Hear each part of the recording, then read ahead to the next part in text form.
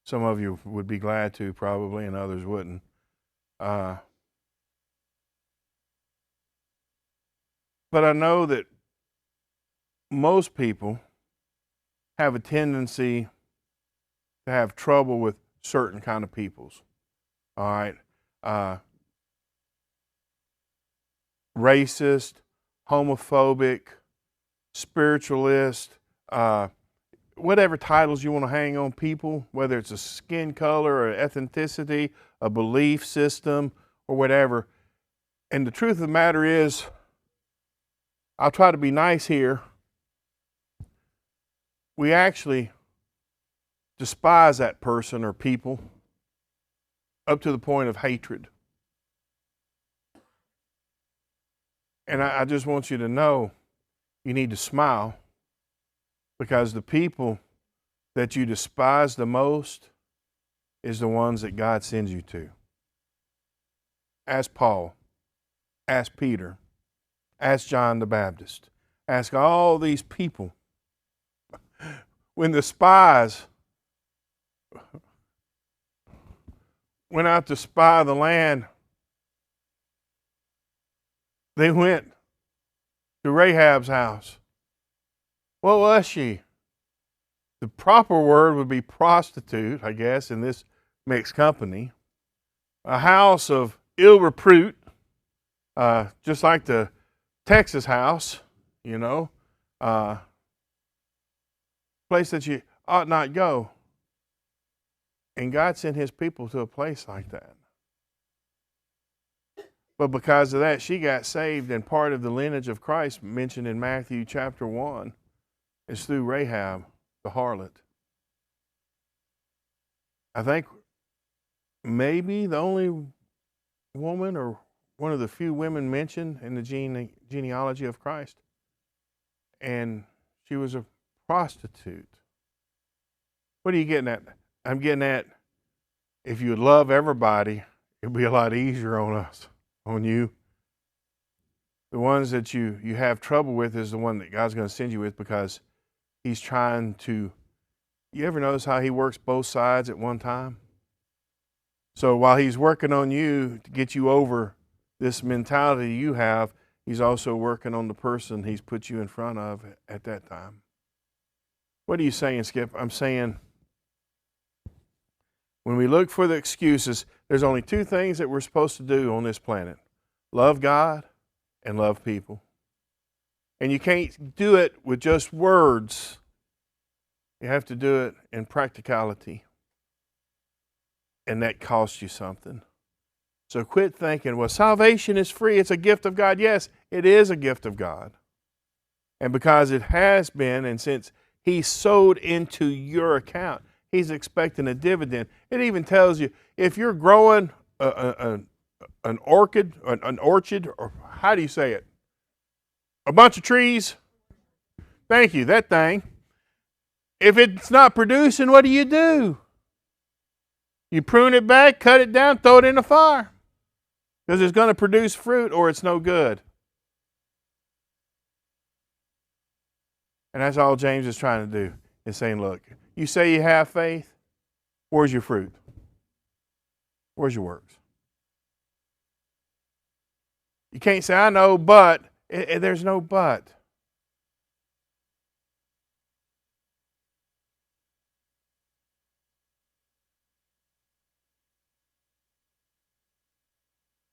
There might be coming a time real soon where this seems kind of silly right now, because you might think I'm doing it because of Christmas.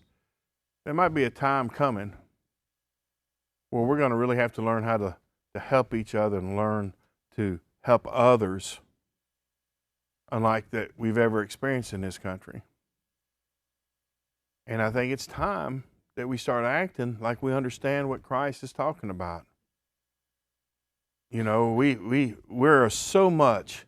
It disappoints me, at least, and I need to end, in myself, because I see myself relating more to the Levites and the priests walking on the other side of the road rather than bending down and helping the one that's in the ditch. And we profess, well, I love the Lord. Really? Where's the works of this love? Well, I come to church. Christ came and died for the church. But it's the church that works outside of its walls. It's not coming here is not making you part of the church. Being part of Christ makes you part of the church and doing the kind of things that you see Christ do. When Christ fed the people, why did he feed the people? They were hungry. He had been feeding them spiritually, but he still fed them physical food later. What are you getting at? We have a lot of people that can blow a lot of good words, but does very little work. I'm cautioning you. You might have dead faith, and that's not a good thing. You might have demonic faith. That is not a good thing. You need a dynamic faith, faith like Abraham, who was willing to get the word from God, and the next morning he's on the road to make it happen. That's dynamic faith. Anything less of that is damnable faith. Brother Johnny and Dad, if you'll come up and give us a song of invitation. Who at the door is standing, patiently drawing near, entrance within demanding, whose is the voice I hear? Sweetly the tones are falling, open the door for me. If thou will heed my calling, I will abide with thee. All through the dark hour dreary, knocking again is he. Jesus, art thou not